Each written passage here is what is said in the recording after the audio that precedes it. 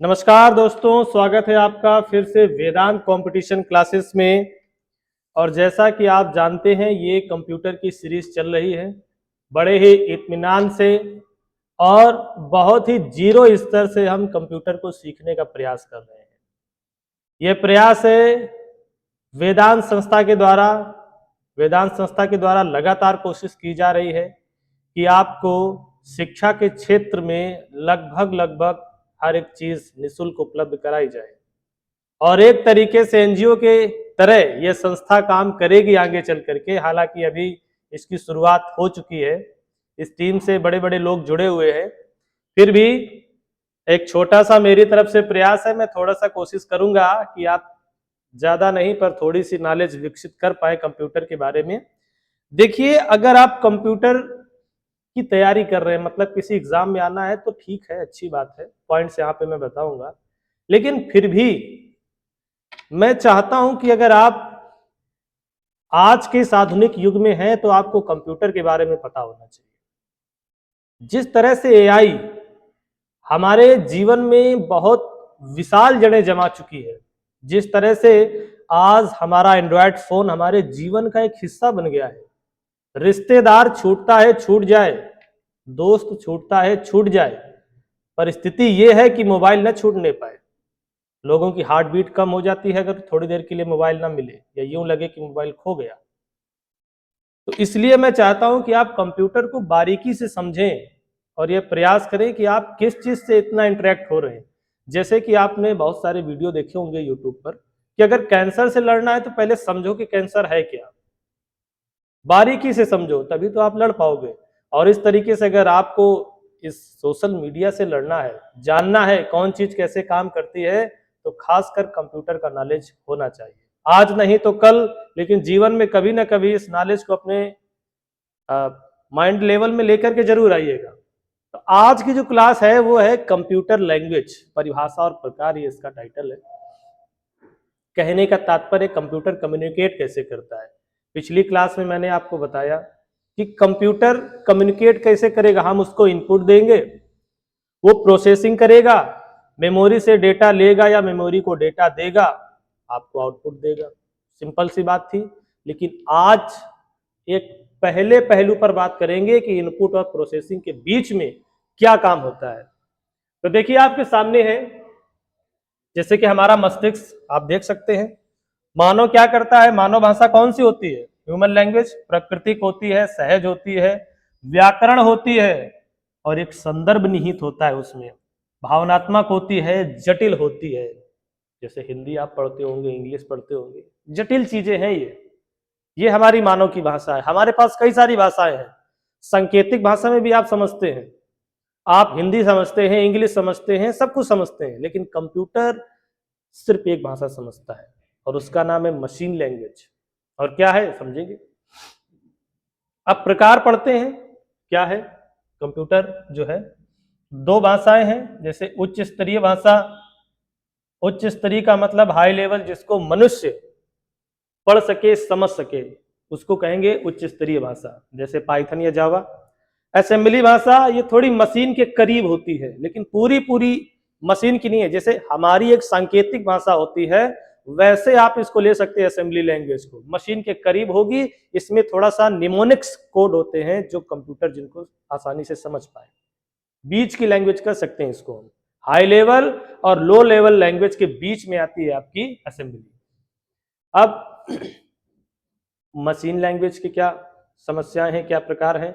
तो निम्न स्तरीय भाषा कहेंगे, लो लेवल लैंग्वेज, और सीधे हार्डवेयर द्वारा समझे जाने वाली भाषा है, यानी बीच में कोई नहीं आएगा, बीच में कोई सॉफ्टवेयर नहीं आएगा, ना असेंबलर आएगा, ना इंटरप्रेटर आएगा, ना कंपाइलर आएगा, सीधे सीधे सिस्टम समझेगा।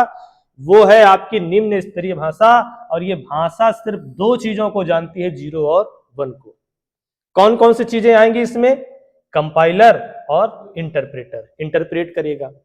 अब मशीन भाषा के अर्थ क्या है? देखिए, बाइनरी कोड, जिसे आप जानते हैं बिट 0 और 1, तार्किक और सटीक होती है और सीधे आप इसका निष्पादन कर सकते हैं। चलिए थोड़ा सा इस विजुअल के माध्यम से समझते हैं। कंप्यूटर लैंग्वेज क्या है? जैसे इंसानों को बात करने के लिए भाषा चाहिए, वैसे कंप्यूटर से बात करने के लिए कंप्यूटर लैंग्वेज चाहिए। चाहे हम कंप्यूटर से बात करें या कंप्यूटर कंप्यूटर से बात करे। होता है, आप देखते हैं मल्टीपल डिवाइसेस, चाहे ब्लूटूथ कनेक्ट हो रहा हो या आप किसी वेब कैमरे को एक्सेस कर रहे हो, तो यहां पर क्या होता है, एक डिवाइस दूसरी डिवाइस से बात कर रही होती है। नेटवर्क का माध्यम जरूर होता है, पर वहां भी कहीं ना कहीं लैंग्वेज का ट्रांसफर हो रहा होता है। डेफिनेशन की बात करें या कोड और निर्देशों का समूह है। कोड होते हैं, इंस्ट्रक्शंस होते हैं, हम अपनी भाषा में कोई बात तोड़ मरोड़ के कह सकते हैं, आपसे उल्टा सीधा बोल सकते हैं, फिर भी आप समझ जाएंगे कि मैं क्या कहना चाहता हूं। तेज बोलेंगे तो उसका एक दूसरा अर्थ होगा। जैसे आप घर में बोलते हैं जाओ बाहर चले जाओ, इसका एक अलग अर्थ है। और यही बात मैं बहुत तेजी से बोल दूं तो यहाँ सम्मान की भावना भी है और अलग अर्थ हो जाएगा। तो कंप्यूटर में क्या है कि जो भाषाएं होंगी, लैंग्वेज, वो एक निर्धारित कोड क्रम में ही होंगी। उनमें एक अक्षर इधर का उधर हुआ नहीं कि वहां पे प्रोग्राम में एरर आ जाएगी, कंप्यूटर नहीं समझ पाएगा व्हाट इज गोइंग ऑन। ठीक, अब क्या फंक्शन क्या है? कंप्यूटर लैंग्वेज के द्वारा प्रोग्राम लिखे जाते हैं। क्यों जरूरी है ये भी समझिए। कंप्यूटर लैंग्वेज के द्वारा हम क्या लिखते हैं? प्रोग्राम। इस सेशन को ऐसे मत लेना कि आप कंप्यूटर से इसे कम्युनिकेट करते हैं, कीबोर्ड में आपने कुछ टाइप कर दिया और आप सोच रहे हैं कि आप तो कंप्यूटर में इंग्लिश में बात कर रहे हैं। कंप्यूटर में आपकी कार्यकारी लैंग्वेज आपने देखी, हिंदी है या इंग्लिश है या कोई और लैंग्वेज है, बहुत सारी लैंग्वेज है। आप उसमें कंप्यूटर को ऑपरेट कर रहे हैं तो आपको लगता है कि आप हिंदी में कंप्यूटर चला रहे हैं, या फिर मोबाइल की बात कर ले। तो ये उस चीज की बात ही नहीं हो रही है, ये बात हो रही है जो दिख नहीं रहा है, पीछे चल रहा है, जहां पे प्रोग्राम जो सॉफ्टवेयर आपके रन कर रहे हैं, चल रहे हैं, वो कैसे बने और कैसे काम कर रहे हैं, उसकी बात हो रही है। उपयोग की बात करें कि लैंग्वेज का उपयोग कहाँ होता है? जो आप डेस्कटॉप देखते हैं उसकी एप्लीकेशन बनाने में, वेबसाइट बनाने में, मोबाइल ऐप बनाने में, डेटाबेस बनाने में, और वेब पेजेस या वेबसाइट को डिजाइन करने में, जो मोबाइल के ऐप हैं उनको बनाने में, इन सारी लैंग्वेज का प्रयोग होता है। आगे क्या है? कंप्यूटर लैंग्वेज के प्रकार। तो मैंने आपको बताया कंप्यूटर लैंग्वेज के कितने प्रकार? 2 प्रकार। नंबर 1 हाई लेवल लैंग्वेज और number 2 low level language. High level language इंसान समझ सकता है, याद रखिएगा, और लो लेवल लैंग्वेज को कौन समझ सकता है? सिर्फ कंप्यूटर समझ सकता है। हालांकि 1-2 डिजिट की अगर लो लेवल लैंग्वेज लिखी है और आपको उसका कोड आता है तो आप भी समझ सकते हैं, पर अगर मैं कहूं कि कोई प्रोग्राम है या कोई बहुत बड़ा इंस्ट्रक्शन है तो आप उसको समझ नहीं पाएंगे। आगे क्या कहता है? हाई लेवल लैंग्वेज, जिसे कहते हैं HLL, हाई लेवल लैंग्वेज क्या है? अंग्रेजी भाषा की तरह होती है जिसे इंसान आसानी से समझ और लिख सकते हैं। सिंटैक्स, इसका सिंटैक्स पहले से निर्धारित होता है, एक क्रम में कही जाती है। जैसे मैं कहूं यहां आओ तो ये हमारा सेंटेंस है, और मैं कह दूं यहां आओ को कह दूं कि आओ यहां, तो ये हम तोड़ मड़ोड़ के कह सकते हैं, लिख सकते हैं, ठीक है, चलेगा, अर्थ समझ में आएगा।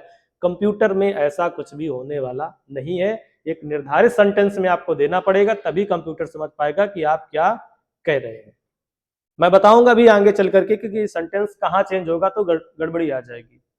फिर यूजर फ्रेंडली, जो हाई लेवल लैंग्वेज होती है वो यूजर फ्रेंडली होती है। यूजर फ्रेंडली मतलब जो कंप्यूटर को यूज कर रहा हो उसके लिए मित्रवत होती है, मतलब उनको समझना आसान होता है। दूसरा, नीड ऑफ ट्रांसलेटर, इनको जो है ट्रांसलेटर की जरूरत पड़ती है। क्यों जरूरत पड़ती है? क्योंकि आपने हाई लेवल लैंग्वेज में प्रोग्राम लिख तो दिया है, लेकिन कंप्यूटर समझेगा सिर्फ लो लेवल में। तो हाई लेवल और लो लेवल के बीच में एक ऐसा सॉफ्टवेयर होगा, सिस्टम सॉफ्टवेयर होगा, जो हाई लेवल को लो लेवल में यानी कि बाइनरी डिजिट में चेंज कर देगा। कैसे क्या होगा समझेंगे? देखो एग्जांपल थोड़ा सा दिया हुआ है, पाइथन है, जावा है, C++ है और PHP, 4 लैंग्वेज दिखाई गई यहाँ पे सिंबल में। आगे देखते हैं फायदे क्या हैं। तो पहला फायदा तो आप जानते हैं, यूजर फ्रेंडली, आसानी से आप समझ सकते हैं, पढ़ सकते हैं और जान सकते हैं कि प्रोग्राम कहाँ से डाइवर्ट हो रहा है, कहाँ पे एल्गोरिदम कैसी चल रही है, फ्लो चार्ट क्या है, वगैरह वगैरह। इजी मेंटेनेंस, डिबग करना। डिबग करने का अर्थ होता है कि गलती ढूंढना। पेपर में कई बार पूछ लिया जाता है डिबग किसे कहते हैं। पहली बात तो एक होता है बग, बग का अर्थ है प्रोग्राम में कोई त्रुटि, कोई एरर, कोई कमी, कोई लूप होल। और जब ये लूप होल होता है तो उसको ठीक करने की जो प्रोसेस होती है उसे कहते हैं डिबग, गलतियां ढूंढना और उसे ठीक करना। मशीन इंडिपेंडेंस, मशीन से इंडिपेंडेंट होती है, बहुत जरूरी बात है यहां पर समझने की।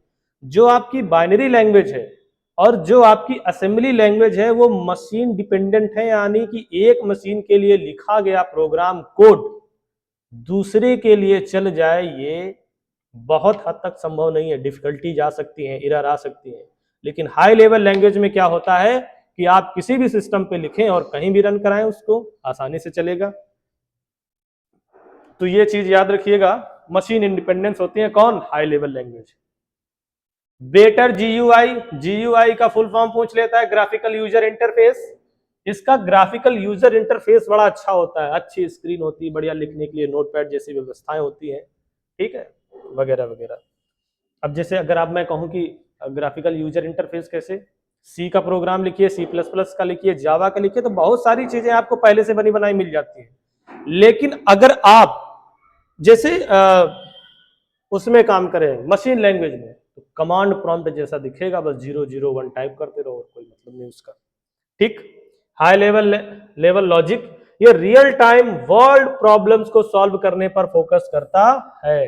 रियल टाइम की क्या प्रॉब्लम है, आप क्या कराना चाहते हैं, जैसे आप आजकल के ऐप देखिए क्या क्या करने में सक्षम है, चाहे एआई ले लीजिए, वो आपको चैट बॉट के तरीके आपके आंसर भी देगा, इमेज भी जनरेट करेगा, और इमेज में आप कह देंगे यहाँ लोगो लगाइए, वहां नेम लिखिए, इसको हिंदी में लिखिए, इसको इंग्लिश में लिखिए, वो भी करेगा। तो मतलब आप एक ऑब्जेक्ट देख रहे हैं और ऑब्जेक्ट को देख करके आप सिस्टम से कह रहे हैं, कंप्यूटर से कह रहे हैं कि यहाँ पे चेंज करो, यानी ऑब्जेक्ट को ओरिएंट करके आप उसको कमांड दे रहे हैं और वो काम कर रहा है। तो ये जो है रियल टाइम प्रॉब्लम्स को सॉल्व कर सकती है या उसमें फोकस करती है। आगे देखिए नुकसान क्या क्या है, तो इनकी गति क्या है, स्लो होगी। क्यों स्लो होगी, क्योंकि एक आपकी जो हाई लेवल लैंग्वेज होगी, हाई लेवल लैंग्वेज, और दूसरी क्या होगी, मशीन लैंग्वेज, ठीक है। और इनको हाई लेवल से मशीन में चेंज करने के लिए बीच में भी तो कुछ चाहिए, बीच में कंपाइलर चाहिए जो चेंज करे, और फिर जाके ये हार्डवेयर पे क्या रन होगी। तो ये समय लग गया कि नहीं यहां से यहां तक का, हाई लेवल से पहले चेंज होगा कंपाइलर में, बगिंग डिबगिंग ये सारी प्रोसेस अपनाने के बाद तब जाएगी मशीन लैंग्वेज में, फिर उसको रन होना है। तो यहाँ ये जो एक्स्ट्रा टाइम लगता है यही इसका डिसएडवांटेज है। क्या है, ट्रांसलेशन टाइम, भाई ट्रांसलेशन में टाइम तो लगेगा ही, सोर्स कोड को मशीन कोड में बदलना पड़ेगा। हाई मेमोरी, इसको रन करने के लिए ज्यादा मेमोरी स्पेस की जरूरत पड़ती है, क्योंकि एक टाइम पर आपकी मशीन में कंपाइलर जब चल रहा होगा तो वो हाई लेवल के पूरे कोड को लोड करेगा, फिर उसको वहीं पर जो है मशीन में चेंज करेगा, तो मेमोरी ज्यादा बिल्कुल चाहिए। No direct hardware access, high level से डायरेक्ट हार्डवेयर एक्सेस नहीं होता। क्यों नहीं होता, क्योंकि आप जानते हैं कि हार्डवेयर को एक्सेस मशीन लैंग्वेज ही करती है, तो हाई लेवल का कोई मतलब नहीं बनता। आगे देखें हाई लेवल लैंग्वेज के प्रकार, तो इसके दो प्रकार होते हैं। एक है ऑब्जेक्ट ओरिएंटेड लैंग्वेज, जो आप ऑब्जेक्ट देख रहे हैं उसको ओरिएंट करके, उसको फोकस करके आप कोई प्रोग्राम बनाना चाहते हैं, कोई इंस्ट्रक्शन देना चाहते हैं, तो वो ऑब्जेक्ट ओरिएंटेड कहलाती है। एआई में जो चीजें आप करते हैं मैंने उसका एग्जांपल आपको बताया, ठीक। दूसरा है कि ये होती है विजुअल प्रोग्रामिंग लैंग्वेज, जैसे विजुअल बेसिक का नाम सुना होगा आपने। अब इनका कहाँ यूज है, आप जो सिस्टम यूज कर रहे हैं, कंप्यूटर या लैपटॉप यूज कर रहे हैं, यहाँ पे जो विंडोज, जो पॉपअप, जो उसकी स्क्रीन है, जो उसके सॉफ्टवेयर हैं, वहां जो डिजाइनिंग का काम आप करते हैं, विजुअल्स का काम करते हैं, वो भी काम किसके तौर पे होता है, प्रोग्रामिंग लैंग्वेज से होता है। तो वहां पर ये जो लैंग्वेज होती है उनको हम प्रोग्रामिंग लैंग्वेज यानी विजुअल प्रोग्रामिंग लैंग्वेज के नाम से जानते हैं। बाकी जो काम हम करते हैं उसे हम कहते हैं object oriented programming language. Example में आप देख सकते हैं सी प्लस प्लस, जावा, सी शार्प, जे शार्प, जावा स्क्रिप्ट, HTML, इसके अलावा पाइथन, फोर्ट्रान और बहुत सारी लैंग्वेज होती है। और यहाँ पे देखें तो आपको visual basic, visual C plus plus जैसी लैंग्वेज मिल जाती है। दूसरी बात करें इम्पोर्टेंट कि लो लेवल लैंग्वेज क्या होती हैं, यानी एल और एल शॉर्ट फॉर्म में कहें। समझ गए होंगे आप, ज्यादा डिस्क्राइब नहीं करूंगा, केवल कंप्यूटर पर समझा जा सकता है, इंसान नहीं समझ सकता। हाई लेवल लैंग्वेज के बिल्कुल विपरीत है भाई, ठीक है। एक कंप्यूटर का कोड दूसरे कंप्यूटर पर रन नहीं चलेगा, यही बात मैं आपको समझा रहा हूं और ये बात आपको याद कर लेनी चाहिए। फास्ट एग्जीक्यूशन क्यों होगा, क्योंकि ना तो वहां कंपाइलर होगा और ना ही वहां पर इंटरप्रेटर होगा। तो जब दोनों रन नहीं करेंगे, सीधा कोड रन करेगा, जल्दी हो जाएगा। आउटपुट बहुत जल्दी देता है, क्यों देता है पता है आपको, ये दिख रहा है आपका हार्डवेयर, सीधे इसी पे रन करेगी, सीपीयू है आपका सेंट्रल प्रोसेसिंग यूनिट। अब लो लैंग्वेज के कौन से प्रकार होते हैं, मैंने शुरू में आपको बताया कि एक असेंबली लैंग्वेज है और आपकी एक सीधे बाइनरी लैंग्वेज है, मशीन लैंग्वेज है जो बिट पे ऑपरेट करेगी। देखिए, मशीन लैंग्वेज यानी मशीन की भाषा, यानी बाइनरी लैंग्वेज यानी 0 और 1। कितनी सिंपल है। अब सोचिए, हमारी हिंदी में 52 अक्षर, अंग्रेजी में 26 अक्षर, डिफिकल्ट होता है। कहीं चाइनीज पढ़े आप, और ज्यादा अक्षर, हड़प्पा सभ्यता पढ़े, कितने अक्षर है। मशीन का काम बड़ा सिंपल है, सिर्फ 0 और 1, पूरा काम खत्म। हमसे ज्यादा डेटा, हमसे ज्यादा नॉलेज, और सिर्फ 2 डिजिट में। खैर, असेंबली लैंग्वेज की बात करें तो अल्फा न्यूमेरिक, यानी न्यूमेरिक्स और अल्फाबेट को मिला करके एक लैंग्वेज का निर्माण होता है, जिसे हम असेंबली लैंग्वेज कहते हैं। ये बीच की कड़ी है, ना तो सजीव है ना निर्जीव है, याद रखिएगा, मजाक की बात है। अब बात करते हैं मशीन लैंग्वेज क्या होती है। बड़ा अच्छा सा डायग्राम देख रहे हैं आप, 0 और 1, पूरा डेटा इसी में घूमता हुआ नजर आता है। केवल 2 डिजिट 0 और 1 का प्रयोग होता है, डायरेक्ट एग्जीक्यूशन, बिना किसी ट्रांसलेशन के एग्जीक्यूट कर दो। फास्टेस्ट, सबसे फास्ट होती है, डायरेक्ट हार्डवेयर पर रन होगी इसलिए सबसे फास्ट। डिफिकल्ट, यही तो इसका एक ड्रॉबैक है, इंसान जो है ना तो इस पे बने कोड को समझ सकता है और ना ही उसको याद कर सकता है। कई आपने हॉलीवुड की मूवीज देखी होंगी, अंतरिक्ष से रिलेटेड, एलियन से रिलेटेड, जहां पे उनके कंप्यूटर पर अचानक 010101 डेटा आने लगता है, फिर वैज्ञानिक कॉपी पेन लेकर के बैठ करके काफी देर टाइम लगाने के बाद डिकोड कर पाते हैं एक छोटा सा मैसेज जो एलियन भेज रहे होते हैं, क्योंकि मशीन का काम है। खैर, तो ये समझ लीजिए, एरर प्रोन्स, कोड बहुत लंबा होता है और गलतियां ज्यादा होती। अगर इंसान लिखेगा तो जाहिर सी बात है गलतियां होंगी, कहीं 0 का 1 और 1 का 0 कर दिया, वही काम खत्म। आगे देखें, असेंबली लैंग्वेज क्या है। अल्फा न्यूमेरिक होती है, मैंने बताया था, इसमें जो बने कोड्स होते हैं उन्हें निमोनिक्स बोलते हैं। 0 से 1 की जगह A से Z और 0 से 9, यही यानी आपके अल्फाबेट्स यूज होंगे और नंबर्स यूज होंगे, बस ज्यादा कुछ यूज नहीं होता। ट्रांसलेटर नीडेड, ट्रांसलेटर चाहिए भाई, क्यों चाहिए, इसे मशीन भाषा में बदलना है तो एक ट्रांसलेटर चाहिए, और जिसका नाम क्या होता है, असेंबलर। यूज क्या है, माइक्रो प्रोसेसर और रियल टाइम सिस्टम में प्रयोग की जाती है। जब किसी यूजर को ज्यादा से ज्यादा हार्डवेयर पर फोकस करके प्रोग्रामिंग करनी हो, हार्डवेयर से कम्युनिकेशन करना हो, वहां पर आपकी असेंबली लैंग्वेज बहुत ही ज्यादा फायदेमंद होती है, क्योंकि आप बेहतर कोऑर्डिनेट कर पाते हैं अपने हार्डवेयर से कम्युनिकेट। समझ रहे हैं आप, ठीक है। जैसे आप कोई प्रोडक्ट कहूँ मैं, जैसे आप बीएड में, बीएड कह रहे हैं, बीटेक में हो, फाइनल ईयर या सेकेंड ईयर, आप कोई कोड बना रहे हो, रोबोट का बना रहे हो, मतलब रोबोट या मोटर को प्रोग्रामिंग के थ्रू एक्सेस कर रहे हो, या कुछ भी कर रहे हो जिसमें हार्डवेयर और कंप्यूटर का मिक्स यूज हो, तो वहां पर अगर बेहतर काम या बेहतर आउटपुट चाहिए, रियल टाइम चाहिए, तो वहां पर आपको इसका यूज करना पड़ेगा। फास्टेस्ट है क्योंकि, और अगर आप हाई लेवल में उसको काम करते हैं तो काम तो करेगा, लेकिन आपको रियल टाइम में प्रॉब्लम आ जाएगी जब बड़ा डेटा होगा, बड़ा सॉफ्टवेयर होगा। तो खैर, अब हार्डवेयर नॉलेज की बात करें, इसके लिखने के लिए हार्डवेयर की जानकारी होनी चाहिए, बिल्कुल होनी चाहिए, क्योंकि असेंबली लैंग्वेज मोस्टली फोकस करती है हार्डवेयर पर। फिर है लो लैंग्वेज के लाभ क्या है भाई साहब। हाई स्पीड होती है, बताया मैंने, fast execution, direct hardware access, सीधे हार्डवेयर को एक्सेस करेंगे, बीच में किसी का काम नहीं है। कम मेमोरी स्पेस लेगी क्योंकि किसी दूसरे कोड को ट्रांसलेट नहीं करना। रजिस्टर मैनिपुलेशन, कंप्यूटर की स्टोरेज और मेमोरी रजिस्टर को मैनिपुलेट कर सकती है, बिल्कुल एग्जैक्ट बात हो रही है क्योंकि यहीं पर उसको काम भी करना है। ये स्लाइड आपको समझ में आ रही होगी, बेहतर चित्र भी आपके सामने प्रदर्शित किए गए हैं। अब बात करते हैं लो लैंग्वेज लेवल के नुकसान क्या है। तो वही सिंपल सी बात है, सीखना लिखना बड़ा कठिन होता है, गलतियां ढूंढना तो बहुत ही मुश्किल काम है, ढूंढ ही नहीं पाओगे, ये समझ लो। एक मशीन के लिए लिखा गया कोड दूसरी मशीन पे काम नहीं करेगा, ठीक है।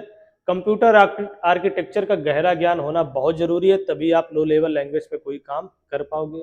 कोडिंग में बहुत समय बर्बाद होगा, छोटा सा कोड लिखने के लिए बहुत बड़ा मतलब समय चाहिए और बहुत सारे 0101 डिजिट में काम करते रहेंगे आप। अभी बताएंगे आपको, इसका एग्जाम्पल भी मैंने रखा हुआ है स्लाइड में। अब देखिए थोड़ा सा अंतर देखिए, ये हाई लेवल लैंग्वेज है, लो लेवल में क्या है, नेचर क्या होता है, उपयोगकर्ता के अनुकूल होती है हाई लेवल, जबकि आपकी जो लो लेवल है वो कंप्यूटर के अनुकूल है। गति की बात करें तो हाई लेवल स्लो होगी क्योंकि इंटरप्रेटर या कंपाइलर का यूज हो रहा है, लो लेवल फास्ट होगी क्योंकि ऐसा कोई काम नहीं है। मेमोरी की बात करें तो अधिक मेमोरी चाहिए, दोनों प्रोग्राम होंगे यहाँ पर, इसको मेमोरी बहुत कम चाहिए क्योंकि केवल और केवल सोर्स कोड ही होगा। पोर्टेबिलिटी की बात करें तो मशीन स्वतंत्र है, किसी भी मशीन पे हाई लेवल का लैंग्वेज का प्रोग्राम रन कराओ चलेगा, और लो लेवल का प्रोग्राम मशीन पर डिपेंड है, जिस मशीन के लिए लिखा गया है, जिस कॉन्फ़िगरेशन के लिए लिखा गया है उसी पे चलेगा, दूसरे पे चलेगा बिल्कुल नहीं। डिबगिंग, इसकी डिबगिंग करना आसान होता है, मतलब एरर ढूंढना आसान होता है, आसानी से देख सकते हैं ऐसे ऐसे सॉफ्टवेयर आ गए कि जहां पर एरर होगी वहां पर ऑटोमेटिक रेड लाइन आने लगती है कि यहाँ पे समस्या है। लेकिन यहाँ पे डिबग करना बहुत कठिन है क्योंकि ऐसा कुछ पहचान नहीं पाओगे कि समस्या है कहाँ। उसके बाद रख रखाव मेंटेनेंस, इसका आसान इसका कठिन जानते हैं। अब बात करें निष्कर्ष की, तो निष्कर्ष यही निकल के आया कि जो कंप्यूटर की भाषा है वो 01 समझती है, बाइनरी होती है, लिखना कठिन है, समझना कठिन है, उसमें गलतियां ढूंढना कठिन है, लेकिन वो फास्ट होती है, कम मेमोरी स्पेस यूज करती है, एक्यूरेट होती है, ठीक। हाई लेवल लैंग्वेज मनुष्य को समझने के लिए आसान है, कोड लिखना सिंपल है, आजकल जो विभिन्न सॉफ्टवेयर हैं उनके माध्यम से बड़ी आसानी, चंद मिनटों में आप किसी सॉफ्टवेयर का कोड लिख सकते हैं। तो ये सारी चीजें रही यहाँ पर। अब आगे चलते हैं, अब आगे की स्लाइड में आपको बताएंगे कोड, कंप्यूटर भाषाओं का तुलनात्मक यात्रा करेंगे हम लोग, मशीन लॉजिक से मानवीय सोच तक का सफर तय करेंगे। ये आपको दिख रहा है क्या, प्रोसेसर, और ये है मनुष्य का मस्तिष्क, कैसे दोनों बातचीत करेंगे। और यहाँ पे तीन चीजें आने वाली हैं, हाई लेवल लैंग्वेज आएगी, असेंबली आएगी और मशीन आएगी। समझते हैं अब हमारा लक्ष्य क्या होने वाला है। हम ज्यादा कुछ नहीं करने वाले, कोई बड़ा सा प्रोग्राम नहीं लिखने वाले हैं कि एक प्रोग्राम बनाओ गेमिंग का जिसमें 2+2 जोड़ने से ये हो जाए, फिर यूजर ये एंटर करे तो ये हो जाए, इससे कैलेंडर फाइंड आउट करना है, या रैंडमली नंबर जनरेट करने हैं, या डाइस पासा बनाना है, या लूडो खेलना है। वैसे प्रोग्राम हम लोग नॉर्मली डिजाइन कर सकते हैं बड़ी आसानी से, लेकिन यहाँ पर अगर वो प्रोग्राम लिखेंगे तो एक प्रोग्राम के लिए 10-10 स्लाइडें लग जाएंगी। तो एक सिंपल सा प्रोग्राम लेंगे जिसमें हम क्या करेंगे, एक नंबर है 2 और दूसरा नंबर है 3, और 3 को जोड़ देंगे, 2 में कितना हो जाएगा, 5। लेकिन ये काम आपको कंप्यूटर से कराना है, इसको ये मत समझिएगा कि आप कंप्यूटर में गए और आपने कैलकुलेटर पे लिखा और काम हो गया, वैसा नहीं है, अंदर क्या चल रहा होता है वो देखेंगे, ठीक है। और यही प्रोग्राम हम सारी लैंग्वेज में समझेंगे, हाई लेवल में भी यही प्रोग्राम मैं आपको बना के बताऊंगा, लो लेवल में भी बताऊंगा और असेंबली में भी बताऊंगा, और आप समझेंगे कि तीनों में अंतर क्या है। अभी तक तो मैंने सिर्फ आपको थ्योरी बताई है, अब समझेंगे इसका अंतर क्या है। नंबर 1, हाई लेवल लैंग्वेज में लिख दिया और इसने कहा कि इंसानों के लिए आसान है भाई, इंसानों के लिए आसान है, और ये कोड लिखा गया है पाइथन में। किस लैंग्वेज में लिखा गया है, पाइथन में, याद रखिएगा पाइथन में लिखा हुआ कोड है ये ये जो पहली लाइन अगर हैश लग गया है तो इसका अर्थ है ये इसको कंपाइलर जो है नहीं पढ़ेगा, ये अपने समझने के लिए मैं समझ जाऊं कि मैं ये किस चीज का प्रोग्राम बना रहा हूं। अगर प्रोग्राम बहुत सारा लंबा है और ये लाइन मैंने नहीं लिखी और अचानक से कुछ दिन बाद में आके इस प्रोग्राम को ओपन करूंगा तो मुझे समझ में नहीं आएगा कि इसमें हो क्या रहा है। तो सिंपली मैंने पहले लिख दिया और हैश लगा दिया, इसका मतलब कंपाइलर इसको नहीं पढ़ेगा, नेग्लेक्ट कर देगा। बाकी का प्रोग्राम आपके सामने है। क्या है? एक इंटीजर लिया a जिसमें एक वैल्यू रख दी 2, दूसरा इंटीजर लिया b और उसमें वैल्यू रख दी 3, और तीसरा इंटीजर लिया सम जिसमें इक्वल लगा करके मैंने a प्लस का सिंबल लगाया, b लिख दिया। अब सिस्टम से मैंने क्या कहा? प्रिंट कर दो, प्रिंट ब्रैकेट और सम। और जब ये प्रोग्राम कंपाइलर रन करेगा तो यहां पे आंसर कितना आएगा बच्चों? यहां पे आंसर आ जाएगा सिर्फ 5। आउटपुट में क्या आएगा? 5। ये एक हाई लेवल लैंग्वेज में लिखा प्रोग्राम है, आप पढ़ करके समझ पा रहे होंगे कि इसमें हो क्या रहा है। अब दूसरा देखते हैं। अब ये जो आपको प्रोग्राम दिख रहा है, ये लैंग्वेज जो है system.out.println, ये लैंग्वेज है जावा की। अच्छा लिखा हुआ है यहाँ पे, मैंने देखा नहीं। ये लैंग्वेज किसकी है? जावा की। जावा में क्या होता है? क्लास बनानी पड़ती है। जो प्रोग्रामिंग आप कर रहे हैं उसके लिए छोटी छोटी क्लास बनानी पड़ती है, मॉड्यूल बनाने पड़ते हैं, फिर उनको एग्जीक्यूट कराना पड़ता है। तो मैंने क्या लिया, देखिए यहाँ पे डबल स्लैश लगाएंगे तो कंपाइलर उसको रीड नहीं करेगा, आप सिर्फ जानेंगे कि आपने 2 नंबर को जोड़ा है। फिर क्या है? पब्लिक क्लास लेंगे, ये सब पहले से फिक्स वर्ड है, आप इनमें चेंज नहीं कर सकते। मेन लिया, ब्रैकेट लगाया और क्या लिखा? Public static void. स्ट्रक्चर है ये इसका पूरा। मेन स्ट्रिंग ली और स्ट्रिंग में क्या लिया? एक इंटीजर जिसका नाम है a और यहाँ पे a की वैल्यू क्या रखी? 2 कॉलम। दूसरा इंटीजर लिया b की वैल्यू रखी 3 कॉलम। तीसरा इंटीजर लिया सम और सम में a और b को जोड़ दिया और फिर मैंने कहा क्या? system.out.println, लाइन प्रिंट कर दो। कौन सी? सम वाली। और जब ये प्रिंट करके देगा तो बच्चों यहां पे जो आंसर आएगा वो क्या आएगा? 5। ठीक, बात समझ में आ रही है? धीरे धीरे आपको समझ में आ रहा है कि सिस्टम से कहा गया है कि प्रिंट आउट कर दो क्या? इसका ln वाली लाइन। प्रिंट आउट मतलब प्रिंट कर दो सम वाली लाइन, कर देगा। ठीक है, ये चीजें समझ में आ रही क्योंकि हाई लेवल में है। अब देखते हैं, अच्छा हाँ, इनके अनुवाद की बात कर लेते हैं। तो मैंने एक सोर्स कोड लिखा, चाहे पाइथन में लिखा या जावा में, जो अभी तक थे सिस्टम पे, और ये आपका क्या है? कंपाइलर या इंटरप्रेटर। यहाँ पे कंपाइल होगा और कंपाइल होके ये देखो निकल के आया क्या? Machine code. अभी तक जो हम लिख रहे थे 2+3, हमको दिख रहा था कि ये 2 लिखा है, ये प्लस का सिंबल है, ये 3 है, समझ पा रहे थे। लेकिन इसको देखने के बाद आप समझ पा रहे हैं ये क्या है? नहीं समझ पाएंगे। डिकोड करना आना चाहिए आपको एक एक लेटर को। तो ये मशीन कोड हो गया। और आगे देखें, जब कंप्यूटर हमारी भाषा को नहीं समझता तो कंप्यूटर जो कंपाइलर या इंटरप्रेटर की सहायता से उसे डिकोड कर देता है मशीन लैंग्वेज में। खैर, अब बात करते हैं असेंबली लैंग्वेज की। मैंने कहा कि लो लेवल लैंग्वेज यानी कि मशीन लैंग्वेज और हाई लेवल लैंग्वेज के बीच की जो कड़ी है वो है आपकी असेंबली लैंग्वेज। अब इसमें क्या लिखा गया? देखिए 2 लाइन का ये भी कोड है। मूव AL टू को मूव कराना है और फिर क्या करना है? मेमोरी पे लोड करने की बात हो रही है। कहता है AL नाम के रजिस्टर में 2 डालो, मूव कर दो किसको? 2 को। कहां पर? AL नाम के रजिस्टर में। सीधा समझिए कि हार्डवेयर पे काम हो रहा है। ठीक, फिर क्या कहता है? जब तुमने 2 को मूव कर दिया, ये एक डिब्बा बना दीजिए, समझ लीजिए, और यहां पे उसने 2 को मूव कर दिया, ये लीजिए, यहां से उठा करके 2 को मूव कर दिया। फिर क्या कह रहा है? ऐड कर दो। इसमें क्या ऐड कर दो? 3। और कहां पर? AL में पहले से मौजूद वैल्यू में जो है उसमें 3 ऐड कर दो। ये लो 3 ऐड कर दिया।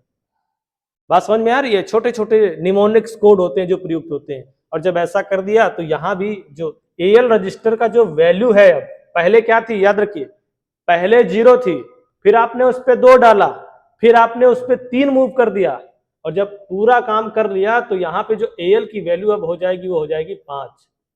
तो ये प्रोग्राम किसमें था? असेंबली लैंग्वेज में। Same programme. ठीक, अब आगे देखते हैं। अब देखिए ये सीधे कंप्यूटर के हार्डवेयर CPU रजिस्टर के साथ काम करती है, इसीलिए ये हाई लेवल से क्या होती है? फास्ट। अब ये है आपका मशीन लैंग्वेज। क्या है ये? Machine language. समझिए, लाइन 1 में क्या लिखा हुआ है, ये जो कोड दिख रहा है आपको समझिएगा। लाइन 1 कहती है एएल रजिस्टर में 2 को मूव करो। अब समझिए आप इसको, एएल रजिस्टर में 2 मूव हो रहा है, कुछ समझ में आ रहा है। फिर लाइन 2 कहती है एएल रजिस्टर में 3 जोड़ दो, और जब इसका फाइनल आउटपुट आएगा तो वो 5 आएगा। लेकिन ये 5 ऐसा कुछ नहीं दिखेगा, वो 5 दिखेगा बाइनरी लैंग्वेज में। अब आप बाइनरी का कोड बताइए 5 कैसे लिखेंगे। हिंट्स मैं दे रहा हूं, हिंट्स में आप जानते हैं 1 2 4 8, इनमें से जिसको जोड़ करके 5 बन जाए उसके नीचे नीचे क्या लिख दीजिए 1, और बाकी सबके नीचे लिख दीजिए 0, तो वो बन जाएगा आपका 5 की वैल्यू बन जाएगी। ठीक है, खैर इस पर चर्चा नहीं करेंगे, ये किसी दिन क्लास लेंगे। तरीका यही है।